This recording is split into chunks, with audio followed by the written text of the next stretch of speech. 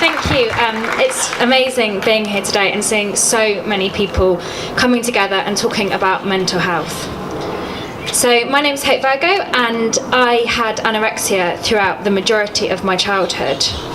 So I developed it when I was about 12 years old. I had kind of quite a messy family life and was also sexually abused. And I wasn't able to talk to anyone about how I was feeling, any sort of emotion. And for me, my anorexia gave me this coping mechanism. It gave me this value, this purpose that I wasn't getting from anyone else. I managed to hide it from family and friends for the next 4 years. And eventually my heart nearly stopped and I was admitted within 24 hours to a mental health hospital, where I then spent the next year of my life battling to get well, battling to recover, learning about eating, learning about exercise, things that to the majority of 17-year-olds across the country is a really easy thing to do. After a year in hospital, I was discharged and pretty much managed my recovery ever since. However, in 2016, my grandma passed away. So my grandma had dementia and kind of struggled with it for the last 6 years of her life. And I used to go down and see her every single Friday afternoon, have kind of sit in bed with her, read poetry, kind of reminisce about the past. And we had these really good times together. She didn't know who I was, but to me that didn't matter because I knew that when we were together, it was just great. Unfortunately, before she passed away, she got put into a care home. And the final time I saw her, I had this really horrific visit with her. I didn't want to be there, and after about an hour, I said to my mum, actually, I want to be taken back to London. I don't want to be here. I'll come and see her next week. Unfortunately, on the Wednesday, my grandma did pass away, and I didn't get there in time to say goodbye to her, and I didn't get to apologise for being such a spoilt brat like 5 days before. After that happened, my anorexia came back. I got this nagging, relentless voice in my head. My anorexia in the past had always been like this best friend to me. But at that point in my life, I didn't want it, but I could just feel it sucking me back in and giving me that value again and making everything okay.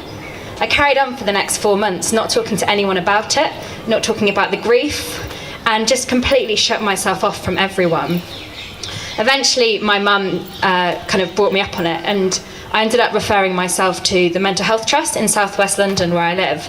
Got seen a couple of weeks later, but as the way it is with NHS services for people with eating disorders, you don't get any support unless you are underweight, and I hadn't reached that underweight part yet. For the next month, I battled with that voice in my head, and I felt really suicidal a lot of the time. I knew that I didn't want to spend the rest of my life living with this anorexic voice in my head, and I felt like I'd completely let everyone down in my family. I'd failed at kind of my recovery, and I didn't know what to do about it anymore.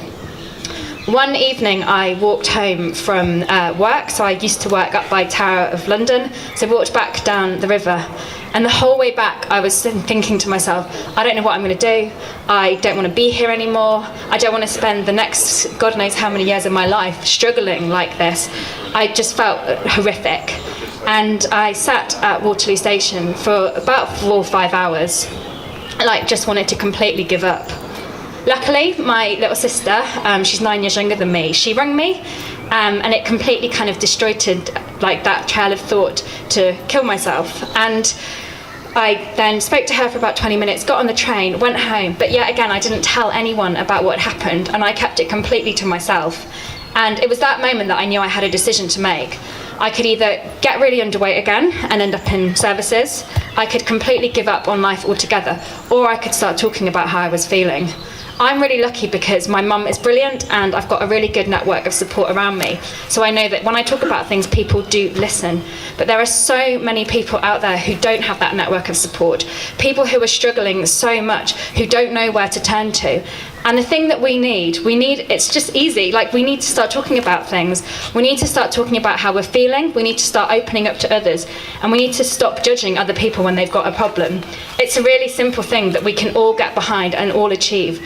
And just by being here today, we're starting those conversations. But we need to make sure that we don't just keep these conversations within this area, within the people that we know, that we feel comfortable talking. But we need to go one step further, and we need to take those conversations back into the workplace, back into the schools, back into kind of our friends and families that we don't feel able to talk to, and actually make sure that everyone feels okay to talk about things.